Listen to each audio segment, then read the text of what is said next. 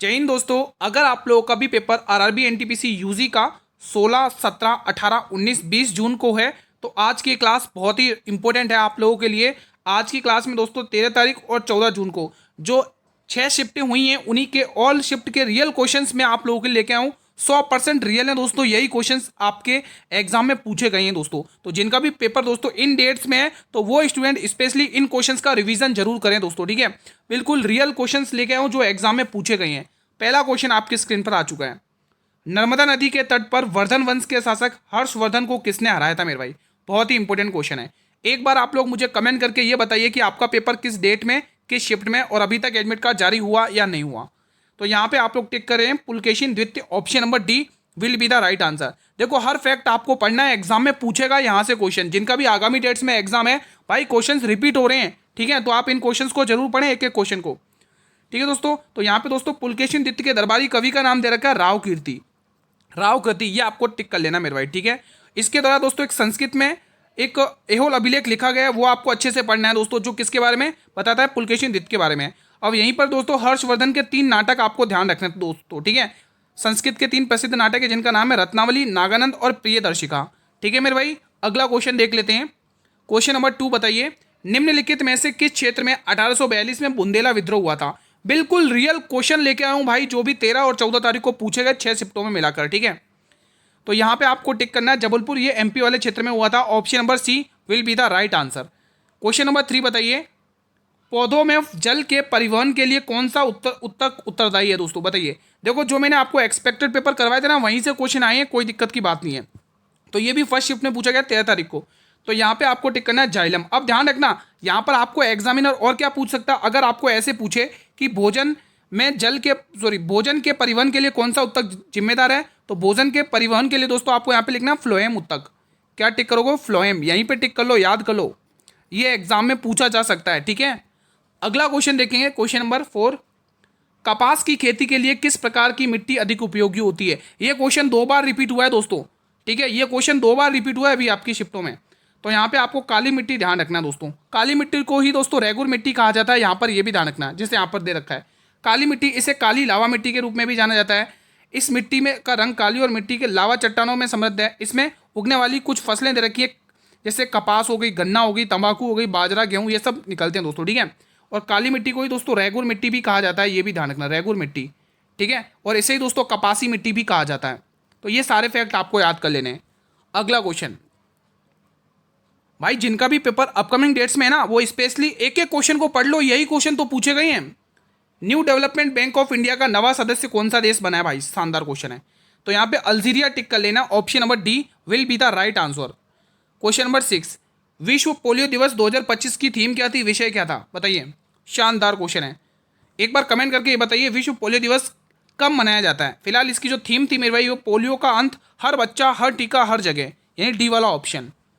अगला क्वेश्चन देखेंगे, question number 7, Kosi नदी के बार बार मार्ग बदलने और विनाशकारी बाढ़ लाने का प्रमुख कारण क्या है भाई? शानदार क्वेश्चन है, बताइए दोस्तों, इंपॉर्टेंट क्वेश्चन है भाई। तो यहाँ पे टिक करना है भारी गाद का जमाव और नदी के जल का ऊपर उठना, तल का ऊपर उठना। Option number D will be the right answer. अब कोसी नदी से क्या क्वेश्चन और बनेगा? देखो इसे बिहार का शौक कहा जाता है, पहला पॉइंट तो ये बनेगा, बिहार का शौक ऐसे ही कहा जाता है। ये नदी तिब्बत में उत्पन्न होती है। कहाँ से उत्पन्न होती है मेरे भाई? तिब्बत से। नेपाल से गुजरती है और अंत में भारत में बहती हुई ये गंगा नदी की एक बाएं तट की सहायक नदी बनती है। ध्यान रखना, एग्जाम के लिए इंपॉर्टेंट है, गंगा नदी की बाएं तट की सहायक नदियां याद कर लेना, ठीक है। अगला क्वेश्चन देखते हैं, क्वेश्चन नंबर 8। देखो इस टाइप का क्वेश्चन पूछा गया है दोस्तों, देखो ये वाला भी पूछा गया क्वेश्चन है। प्लेइंग इट माय किसकी आत्मकथा है? चलिए बताइए। प्लेइंग इट माय मेरे भाई ये किसकी है? सचिन तेंदुलकर की है, ऑप्शन नंबर सी। देखो जो एक्स्ट्रा फैक्ट लेके आया हूं दोस्तों, वो मैं अपनी तरफ से लेके आया हूं, और जो क्वेश्चन रहे हैं वो बिल्कुल रियल रहे हैं, और उसी से रिलेटेड मैंने फैक्ट रखे आपके लिए। प्लेइंग इट माय आपको पता है सचिन तेंदुलकर की है। The test of my life आपको याद कर लेना, युवराज सिंह की है। स्टेट फ्रॉम दी हर्ट ये है कपिल देव की दोस्तों, ठीक है। अब यहां पर देखोगे सनी डेज, ये पुस्तक है मेरे भाई सुनील गावस्कर की। एंड अगेंस्ट ऑड्स ये आपके ध्यान रखना है किसकी है मेरे भाई? सानिया मिर्जा जो टेनिस खेल खेलती हैं। अनब्रेकेबल ये किसकी पुस्तक है मेरे? मैरी कॉम की, याद रखना है, ठीक है, जो बॉक्सिंग है। The race of my life किसकी पुस्तक है? ये आप मुझे कमेंट करके बताइए, ये आप मुझे कमेंट करके बताइए, द रेस ऑफ लाइफ किसकी पुस्तक है? सभी स्टूडेंट बताइएगा। अगला क्वेश्चन ये इजी क्वेश्चन है, द रेस ऑफ लाइफ मैंने बहुत बार करवाया। द्रव्यमान के संरक्षण के नियम किसके द्वारा दिया गया था? द्रव्यमान का जो संरक्षण का नियम था वो एंटोनी लॉरेंट लेवोजियर के द्वारा दिया गया था। Option number C will be the right answer. निम्नलिखित में से कौन सा एप्लीकेशन सॉफ्टवेयर नहीं है मेरे भाई? शानदार क्वेश्चन है। तो यहाँ पे आपको क्या टिक करना है मेरे भाई? ऑपरेटिंग सिस्टम एक ऑपरेटिंग यहाँ पे सॉफ्टवेयर नहीं है दोस्तों, ठीक है, ऑपरेटिंग, हाँ, एप्लीकेशन सॉफ्टवेयर नहीं है। अगला क्वेश्चन, क्वेश्चन नंबर 11, 2011 की जनगणना के अनुसार भारत की साक्षरता दर क्या है मेरे भाई? बहुत इंपॉर्टेंट क्वेश्चन है भाई, बहुत इंपॉर्टेंट, ठीक है। ये क्वेश्चन तो बहुत बार करवाया था, लेकिन क्या करें, पूछा गया आपकी शिफ्ट में, ठीक है। तो यहाँ पे आप लोग टिक करोगे 70.4.04%। अब आगामी डेट्स में जिसका पेपर है वो ध्यान रखो, ये है दोस्तों महिला साक्षरता दर, ये है महिला साक्षरता दर और ये है मेरे भाई पुरुष साक्षरता दर। इसीलिए मैंने एक ही स्लाइड पर ये क्वेश्चन बनाया ताकि एक ही क्वेश्चन में आपका कवर करा सकूँ, ठीक है। ये कुल पूछेगा तो आपको वही पूछा, ये आंसर है, और महिला और पुरुष पूछेगा तो ये साक्षरता दर आप याद कर लेना, ठीक है। इंपॉर्टेंट है, एग्जैक्ट डाटा याद करना, यही पूछा जाता है। अब देखो, आदर्श वाक्य है 2011 की जनगणना का, हमारी जनगणना हमारा भविष्य। कुल जनसंख्या 121 करोड़ के समथिंग थी और विश्व की कुल जनसंख्या का 17.5% है, ये भी बहुत इंपॉर्टेंट है। जनसंख्या की वृद्धि दर पिछले दशक में 2001 से लेकर 2011 के बीच में देखें तो 17.64% के में वृद्धि हुई है, ये आपको ध्यान में रखना है। और आप देखिएगा जनसंख्या घनत्व किसका है दोस्तों? 382 प्रति वर्ग है दोस्तों। लिंगानुपात कितना है? 343 महिलाओं प्रति 100 पुरुष, ठीक है, 1000 पुरुष। बाल लिंगानुपात कितना है मेरे भाई? तो 919 आपको टिक कर लेना मेरे भाई, ठीक है।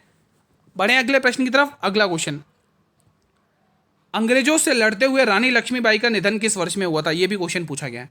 हर एक क्वेश्चन आज आपको क्लास में पूछा हुआ मिलेगा, जो 13 और 14 तारीख की 6 शिफ्टों में मिलकर पूछा है, ठीक है। आपको पता है एक दिन में 3 शिफ्टें होती तो 2 दिन में 6 शिफ्टें हो गई। आज 15 तारीख को पेपर नहीं था, तो 16, 17, 18, 19, 20 के लिए ये इंपॉर्टेंट क्लास है। तो उनका निधन हुआ था मेरे भाई 1858 में। Option number B will be the right answer.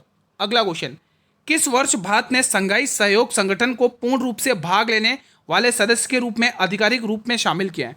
शानदार क्वेश्चन है भाई। तो कहने का मतलब भारत किस वर्ष में जुड़ा था भाई? तो 2017 आपको टिक कर लेना है। C option will be the right answer. अगला क्वेश्चन, टैगा वनस्पति को किस प्रकार की संज्ञा दी गई थी? टैगा वनस्पति को किस प्रकार की संज्ञा दी गई थी? शानदार क्वेश्चन एक बार फिर से आपके स्क्रीन पर है। तो यहाँ पे इनको दोस्तों दी गई थी शंकुधारी वन है दोस्तों। ये किस प्रकार के वन है? शंकुधारी वन है। क्वेश्चन 15, आईटीबीपी का गठन किस वर्ष में हुआ था? एक बार फिर से शानदार सा क्वेश्चन आपके स्क्रीन पर है। तो इसका गठन हुआ था मेरे भाई 1962 में। Option C will be the right answer. अगला क्वेश्चन, भारत में कुल कितने सांस्कृतिक यूनेस्को विश्व धरोहर स्थल हैं? अब यहाँ पर एक शानदार क्वेश्चन बनता है, ध्यान से पढ़ना। उसने बोला सांस्कृतिक, कुल नहीं पूछा है उसने, सांस्कृतिक में पूछा कुल। देखो टोटल कुल में बता देता हूँ, ध्यान से सुनना है। कुल है मेरे भाई, आप यहाँ पे ध्यान से सुनेंगे, कुल टोटल की बात करेगा आप लोगों को, तो ध्यान रखना है। यहाँ पे हैं अपने, कुल पूछेगा मेरे भाई तो 44 है मेरे भाई। कितने? 44 हैं। लेकिन उसने सांस्कृतिक यूनेस्को विश्व धरोहर स्थल पूछा है, तो दोस्तों आपको 36 आपको टिक कर लेना है, ठीक है, याद रखना आप लोगों को, ठीक है। अगला क्वेश्चन देखेंगे, क्वेश्चन नंबर 17 बताइए, शानदार क्वेश्चन है। सोवियत संघ का आधिकारिक रूप से विघटन किस वर्ष में हुआ था? बताइए दोस्तों, इंपॉर्टेंट क्वेश्चन है। देखो जो भी क्वेश्चन मिले मुझे दोस्तों स्टूडेंट से रिव्यू करके, वो मैं आपके सामने लिख रहा हूँ, और ये बिल्कुल रियल क्वेश्चन है मेरे भाई, ठीक है, 100% रियल है। तो यहाँ पे जवाब क्या होगा? सही जवाब हो जाएगा 25 दिसंबर 1991। अगला क्वेश्चन, महिला क्रिकेटर सूजी बेट्स किस देश से संबंधित हैं? महिला क्रिकेटर सूजी बेट्स किस देश से संबंधित हैं? शानदार क्वेश्चन है। तो सही जवाब हो जाएगा New Zealand. Option number C will be the right answer. अगला क्वेश्चन, 1798 के प्रसिद्ध चुआर विद्रोह का नेतृत्व किसने किया था? देखो दोस्तों, जो आदिवासी विद्रोह है ना, वहाँ से क्वेश्चन पूछे जा रहे हैं, तो आप निश्चित रूप से रिवीजन करें। मैं और भी फैक्ट लेके आया हूँ आप लोगों को इसी से रिलेटेड। तो यहाँ का जो नेतृत्व किया था मेरे भाई, वो किया था दुर्जन सिंह ने दोस्तों। और ये विद्रोह कब हुआ था? 1798 में हुआ था। अब कुछ इंपॉर्टेंट विद्रोह हैं, ठीक है, आपको ध्यान से सुनना है, रिवीजन करना है।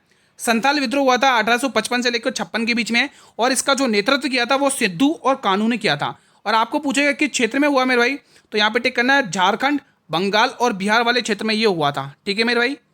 यहीं पर आप ध्यान रखोगे मुंडा विद्रोह, जिसको उलगुलान विद्रोह भी कहा जाता है, ये दोस्तों कहाँ पर हुआ? झारखंड में हुआ। कब हुआ? 1899 से लेके 9 मतलब कि 19वीं सदी तक। और इसका नेतृत्व किया था बिरसा मुंडा ने, ठीक है मेरे भाई। अगर हम मेरे भाई बात करेंगे कोल विद्रोह, इसका नेतृत्व किसने किया था? बुद्धो भगत ने किया था। ये आपको टिक करना है, यानी जिसको आप बुद्धू भगत भी कहते हैं। और ये विद्रोह हुआ था झारखंड के छोटा नागपुर। देखो झारखंड भी लिखा हुआ आ सकता है और छोटा नागपुर भी लिखा हुआ आ सकता है। और डेट अगर पूछेगा तो 1831 से लेकर 1832 के बीच में ये विद्रोह हुआ था। ठीक है, तो ये इंपॉर्टेंट फैक्ट बनता है, ध्यान रखना। अब आपको और ध्यान रखने, ये मैं इंपॉर्टेंट एक्सपेक्टेड लेके आया हूँ, यहीं से पूछेगा आपसे। रंपा विद्रोह, इसका नेतृत्व किया था अल्लारू सीताराम ने। इसका नेतृत्व किसने किया था? अल्लारू सीताराम राजू। ठीक है, इन्होंने नेतृत्व किया था। और कहाँ पर हुआ है ये विद्रोह? आंध्र प्रदेश में हुआ था, यानी कि गोदावरी वाले क्षेत्र में। और कब हुआ था? 1922 से लेकर 1921 के बीच में हुआ था। अब यहीं पर एक विद्रोह और याद आ चुका है, उसे और ध्यान रखेंगे, मोपला विद्रोह। मालाबार क्षेत्र में हुआ था मोपला विद्रोह। मोपला विद्रोह, और यहीं पे लगे हाथ याद कर लो, एग्जाम के लिए बहुत इंपॉर्टेंट है। ये जो मोपला विद्रोह हुआ था मेरे भाई, ये 1921 में हुआ था। कब हुआ था? 1921 में हुआ था, मालाबार क्षेत्र में, केरल वाला। ठीक है, मालाबार क्षेत्र में ये विद्रोह हुआ था। लगे हाथ, ये भी आपको याद कर लेना है। तमाड़ विद्रोह, ये किसके नेतृत्व में होता है? ठाकुर भोलानाथ सिंह के नेतृत्व में ये हुआ था। और कहाँ पर हुआ था? झारखंड में हुआ था। कहाँ पर हुआ था? झारखंड में। और किस जगह क्षेत्र पूछेगा तो छोटा नागपुर का पठार, जो वर्तमान में भी किस क्षेत्र के नाम से जाना जाता है? झारखंड के नाम से। ठीक है, और ये कब हुआ था? 1789 लेके 1832 के बीच में।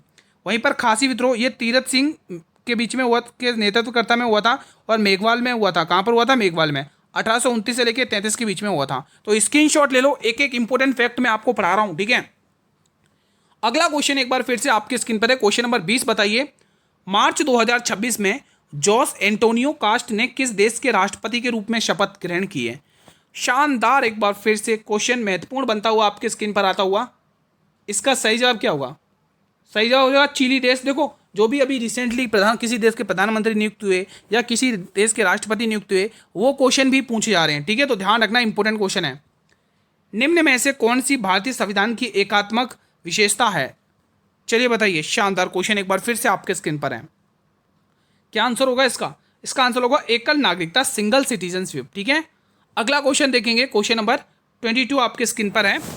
चार्ल्स बेबेज द्वारा डिजाइन किए गए 1830 में पहले यांत्रिक कंप्यूटर का नाम क्या है मेरे भाई? शानदार, एक बार फिर से क्वेश्चन आपके स्क्रीन पर है। देखो, ये जो इसका डिजाइन किया था दोस्तों 1830 में किया था, डेट याद करना। और कंप्यूटर का नाम है एनालिटिकल इंजन। क्या नाम है? एनालिटिकल इंजन, यानी कि यहाँ पर आपको डी वाला ऑप्शन टिक कर लेना है। अगला क्वेश्चन एक बार फिर से आपके स्क्रीन पर है। मार्च 2025 में राष्ट्रीय वन्य जीव बोर्ड की 7वीं बैठक कहां पर आयोजित की गई? बहुत ही शानदार क्वेश्चन है, चलिए बताइए। इंपॉर्टेंट क्वेश्चन है। तो ये की गई गिर राष्ट्रीय उद्यान में दोस्तों। मानस राष्ट्रीय उद्यान दोस्तों ये कहाँ का? असम का है। ये कहाँ का है मेरे भाई? असम का है। ये दोस्तों एमपी का है। कहाँ का? एमपी का। एक क्वेश्चन मैं आपसे पूछूंगा, साइलेंट वैली राष्ट्रीय उद्यान कहाँ का है? कमेंट बॉक्स के माध्यम से बताइए। अब यहाँ पर और इंपॉर्टेंट क्या चीज़ ध्यान रखनी है, ध्यान से सुनना। देखो, ये जो गिर राष्ट्रीय उद्यान है दोस्तों, ये जूनागढ़ जिले, यानी ये कहाँ पर है? गुजरात में स्थित है। गिर राष्ट्रीय वन लगभग 1412 वर्ग किलोमीटर में फैला हुआ है। और ये किसके लिए प्रसिद्ध है? ये बहुत इंपॉर्टेंट फैक्ट है, ये एशियाई शेरों के लिए प्रसिद्ध है। ये पॉइंट कवर कर लो। ठीक है, जो इनका अंतिम निवास स्थान था। ठीक है मेरे भाई, तो ये आपको टिक कर लेना, इंपॉर्टेंट क्वेश्चन पूछा गया था। अब एक और क्वेश्चन पूछा गया है कि जो करियट्टम है नृत्य, इसी को दोस्तों थेम नृत्य भी कहा जाता है। थेम, इसी को दोस्तों थेम नृत्य भी कहा जाता है। ठीक है, ठीक है, ये इस नृत्य में किसकी पूजा की जाती है? तो ध्यान रखना, भगवान शिव और देवी भद्रकाली की। ठीक है, तो ये क्वेश्चन भी पूछा गया है। हर एक क्वेश्चन पूछा गया, आप रिवीजन करें बस अच्छे से। एक रिक्वेस्ट करूंगा, अगर आप चाहते हैं इसी ऐसे ही क्लास डेली चलते रहे, इसी प्रकार से रिवीजन हो, तो आप सभी से रिक्वेस्ट एक कि चैनल को सब्सक्राइब जरूर कर लेना मेरे भाई। आप लोगों ने अभी तक चैनल को सब्सक्राइब नहीं किया, इतनी रिक्वेस्ट है, चैनल को सब्सक्राइब और वीडियो को लाइक शेयर जरूर कर लेना, ताकि हमारा भी मनोबल बढ़ा रहे दोस्तों। ठीक है, हमें भी मोटिवेट फील होता रहे, तो लाइक शेयर जरूर कर लेना। तो भारत में मीठे पानी की सबसे बड़ी झील कौन सी है? बहुत इंपॉर्टेंट क्वेश्चन है। तो यहाँ पे दोस्तों टिक कर लेना, वुलर झील। ठीक है दोस्तों, ये इंपॉर्टेंट। डल झील दोस्तों श्रीनगर की है, श्रीनगर की है। ठीक है, डल झील। अच्छा, वुलर दो बार ऑप्शन आ गया, कोई दिक्कत नहीं। लोनार झील दोस्तों महाराष्ट्र की है। कहाँ की है? महाराष्ट्र की है। अब दोस्तों इससे रिलेटेड आपको क्या फैक्ट पढ़ना है दोस्तों, ये वुलर झील से आप ध्यान से सुनना, आप लोगों को रिवीजन करना है बस।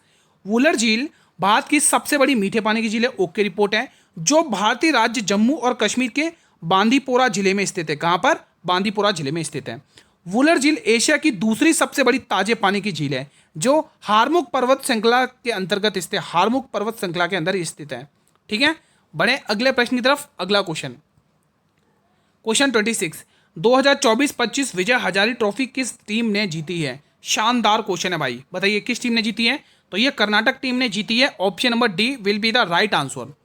अगला क्वेश्चन देखिए, क्वेश्चन 27, संसद के दोनों सदनों की संयुक्त बैठक किसके द्वारा बुलाई जाती है? मोस्ट इंपोर्टेंट क्वेश्चन एक बार फिर से आपके स्क्रीन पर आ चुका है। चलिए बताइए यहाँ पर क्या आंसर हुआ। तो इसकी जो बैठक बुलाई जाती है वो प्रधानमंत्री के थ्रू बुलाई जाती है। रुको माफ़ी चाहूँगा, मैंने गलत टिक कर दिया, माफ़ी चाहूँगा। भारत के राष्ट्रपति के द्वारा बुलाई जाती है, लेकिन इसकी अध्यक्षता तो कोई और ही करता है जिसका नाम है लोकसभा अध्यक्ष। ठीक है, तो ध्यान रखना। तो यहाँ पे राष्ट्रपति द्वारा बुलाई जाती है संयुक्त बैठक और इसकी अध्यक्षता लोकसभा के अध्यक्ष करते हैं। ये पॉइंट नोट करो।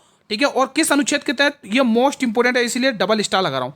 आर्टिकल 108 याद कर लो, जिसमें संयुक्त बैठक बताई गई है। ठीक है, याद कर लो, एग्जाम के लिए बहुत इंपॉर्टेंट आर्टिकल है। चलिए ये क्वेश्चन बताइए, क्वेश्चन 28, गणगौर उत्सव में किस देवी की पूजा की जाती है? मेरे भाई शानदार क्वेश्चन है। ये जो गणगौर फेस्टिवल है मेरे भाई, यहाँ पर किस देवी देवता की पूजा की जाती है? तो आप टिक करो देवी गौरी। गौरी को ही दोस्तों देवी पार्वती कहा जाता है दोस्तों। ठीक है, तो आप डी वाला ऑप्शन टिक करेंगे। क्वेश्चन नंबर 29 आपकी स्क्रीन पर है, अभिनव भारत सोसाइटी की स्थापना किसके द्वारा की गई थी मेरे भाई? शानदार, एक बार फिर से आपकी स्क्रीन पर क्वेश्चन आ चुका है मेरे भाई, बताइए। देखो, रास बिहारी घोष की अध्यक्षता में 1907 का सूरत अधिवेशन हुआ था। 1907 का सूरत अधिवेशन, ध्यान होगा, वहां पे ही इन्होंने अध्यक्षता की थी, सूरत अधिवेशन। और इस अधिवेशन ये इंपॉर्टेंट क्यों बनता है? क्योंकि यहाँ पर क्या हुआ था, नरम दल और गरम दल का विभाजन हुआ। मैं यहीं पर लिख दूँ छोटे छोटे अक्षरों में, नरम दल और गरम दल, नरम दल और गरम दल का विभाजन, गरम दल विभाजन, नरम दल और गरम दल का विभाजन हुआ है। ठीक है, ये चीज़ आपको ध्यान में रखना है।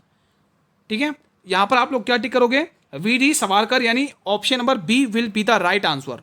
क्वेश्चन 30, अब रुको, कुछ इंपॉर्टेंट फैक्ट है, ध्यान से सुनिए। वी डी सावरकर, विनायक दामोदर सावरकर, जन्म 28 मई 1833 को हुआ था। महाराष्ट्र के नासिक के पास किस नदी का उद्गम है मेरे भाई? महाराष्ट्र के नासिक के पास गोदावरी का उद्गम है। ठीक है, के पास भाग। और सावरकर इंडिया हाउस में भी जुड़े थे, इन्होंने फ्री इंडिया सोसाइटी की स्थापना की है। और यहाँ से इंपॉर्टेंट है, देखो, अंडमान और निकोबार की राजधानी की जो राजधानी है ना, पोर्ट ब्लेयर। अंडमान और निकोबार की राजधानी का नाम क्या है? Port Blair. इसके हवाई अड्डे का नाम भी दोस्तों बदलकर 2002 में वीर सावरकर अंतर्राष्ट्रीय हवाई अड्डा रखा गया। ठीक है, इन्हीं के नाम पर रखा गया। वो भी कारनामा कब किया? 2002 में। तो ये भी फैक्ट आप पढ़ सकते हैं। अगला क्वेश्चन, क्वेश्चन नंबर 30, ये भी पूछा गया है, सारे क्वेश्चन पूछे गए हैं। राजा रेड्डी और राधा रेड्डी निम्न में से किस शास्त्रीय नृत्य शैली के लिए प्रसिद्ध प्रतिवादक हैं? शानदार क्वेश्चन है भाई। चलिए बताइए, इंपॉर्टेंट क्वेश्चन है, शानदार, एक बार फिर से आपके स्क्रीन पर आता हुआ। इसका सही जवाब क्या हो जाएगा गुरु? इसका सही जवाब हो जाएगा यहाँ पे, इनका संबंध कुचिपुड़ी से है। भारतनाट्यम का तमिलनाडु से मेरे भाई, कथक एकमात्र यूपी का, उत्तर भारत का शास्त्रीय नृत्य है। ओडिसी ओडिशा का है और कुचिपुड़ी आंध्र प्रदेश का है। कहाँ का मेरे भाई? आंध्र प्रदेश का है मेरे भाई। कहाँ का है? आंध्र प्रदेश का। चलिए अगला क्वेश्चन देख लेते हैं, क्वेश्चन नंबर 31, बताइए, मंत्रिपरिषद की बैठकों की अध्यक्षता कौन करता है मेरे भाई? शानदार क्वेश्चन है। तो ध्यान रखना, इनकी बैठक की अध्यक्षता प्रधानमंत्री करते हैं मेरे भाई। ठीक है, क्यों होती है दोस्तों मंत्रिपरिषद का गठन? क्योंकि राष्ट्रपति को सलाह देने के लिए। ठीक है, और आगे दे रखा है, आप पढ़िए। भारतीय संविधान के अनुच्छेद 74 रट लो, एग्जाम में आएगा, स्टार लगा लो 2। राष्ट्रपति को सहायता और सलाह देने के लिए मंत्रिपरिषद होती है, अभी जस्ट मैंने बताया, जिसका प्रधानमंत्री होते हैं। प्रधानमंत्री की सलाह पर ही राष्ट्रपति अन्य मंत्रियों की नियुक्ति करते हैं, ये भी आप ध्यान में रख सकते हैं। ठीक है, अगला क्वेश्चन, ध्रुव सेन द्वितीय किस वंश का महत्वपूर्ण शासक था भाई? शानदार क्वेश्चन है। तो ध्यान रखना मेरे भाई, ये मैत्रक वंश के शासक थे। Option number B will be the right answer. Question 33, computer network में लैन, LAN, लैन का पूर्ण रूप क्या है? मतलब कि what is the full form of LAN in the computer language? तो यहाँ पर लोकल एरिया नेटवर्क, कहाँ पर है भाई? Local area network. Option number D will be the right answer. Question 34, Ambubachi Mela Bharat के किस राज्य में आयोजित होता है? कल भी पढ़ाया था मैंने। अंबुबाची मेला भारत के असम राज्य में नीलांचल पहाड़ियों में कामाख्या मंदिर में आयोजित होता है। एक बार फिर से, अंबुबाची का मेला भारत के असम राज्य में नीलांचल पहाड़ियों के बीच में कामाख्या मंदिर में आयोजन होता है अंबुबाची मेला का। ठीक है, तो याद रख लेना, इंपॉर्टेंट क्वेश्चन बनता है। क्लास का अंतिम प्रश्न है, जो क्वेश्चन मिले वो मैंने आपके सामने रखे। ठीक है, अक्टूबर 2025 में RBI की मौद्रिक नीति के अनुसार रेपो रेट क्या थी? बहुत इंपॉर्टेंट क्वेश्चन है, एक दो लगातार क्वेश्चन पूछे गए इससे। तो यहाँ पे 5.50% रेपो रेट आपको ध्यान रखना, ऑप्शन नंबर बी। आज का सेशन मैं यहीं पर वाइंड अप करता हूँ। कैसा रहा आप लोग का रिवीजन, आप मुझे कमेंट के माध्यम से बता सकते हैं। मेरे भाई सारी चीज़ें क्लियर हुई हैं। अगर आपको ये बेहतरीन रहा है रिवीजन, तो प्लीज़ इस बटन को दबाकर रेस्पॉन्स तो कर दो कि सारी चीज़ें क्लियर हैं, ओके रिपोर्ट है। लाइक और शेयर तो कर दो, फेसबुक, व्हाट्सअप, इंस्टाग्राम, टेलीग्राम, हर एक स्टूडेंट तक ये सेशन को पहुंचा दो जिनका भी आगामी डेट्स में पेपर है। और कमेंट करके जल्दी से एक बार बताओ कि आपका पेपर किस डेट में, किस शिफ्ट में और अभी तक एडमिट कार्ड जारी हुआ या नहीं हुआ। आप दोस्तों, आपके लिए ये चैनल बहुत इंपॉर्टेंट है दोस्तों। डेली मैं इसी प्रकार से रिवीजन कराता रहूँगा। अगर आप चाहते कि इसी प्रकार से रिवीजन भी हो और डेली के डेली पीडीएफ भी मिले, तो आप इस चैनल को सब्सक्राइब करके रख लो, बेल नोटिफिकेशन बेल को प्रेस करके रख लो, ताकि आने वाले हर एक नई वीडियो का नोटिफिकेशन यूट्यूब सबसे पहले आपको ही प्रोवाइड करे। पीडीएफ आपको टेलीग्राम चैनल पर मिल जाएगी, जिसका लिंक मैंने इसी वीडियो के डिस्क्रिप्शन बॉक्स में दे रखा है मेरे भाई, ठीक है। और मैथ प्लस रीजनिंग के रियल और ऑथेंटिक क्वेश्चन भी दोस्तों, एक्सपेक्टेड क्वेश्चन भी मैं आपको अभी 7 बजे वाली क्लास में करवाए हैं। आपने अभी तक ये 7 बजे वाली क्लास नहीं देखी, वो अभी जल्दी से देख लो जाके इस क्लास के खत्म होने के बाद। जिसने वो क्लास नहीं देखी, आप सभी से रिक्वेस्ट है जल्दी जाइए वो क्लास देखिए, जिसमें मैंने मैथ और रीजनिंग के क्वेश्चंस करवाए एक्सपेक्टेड, और वो 100% श्योर हैं कि वो उस टाइप के क्वेश्चन पूछे गए हैं दोस्तों, आप देख सकते हैं, ठीक है। अगर आपका पेपर अपकमिंग डेट्स में है तो वो क्वेश्चन अगर आप पढ़ के चले जाते हो ना, तो भी बेड़ा पार हो जाएगा, क्योंकि मैथ और रीजनिंग में दोस्तों वही क्वेश्चन पूछे जा रहे घुमा घुमा कर, ठीक है। बहुत सारे स्टूडेंट परेशान है कि गणित और रीजनिंग में क्या पढ़ें, तो आप उन क्वेश्चन को पढ़ सकते हैं। मिलेंगे कल नेक्स्ट क्लास में, तब तक के लिए जय हिंद, जय भारत, वंदे मातरम।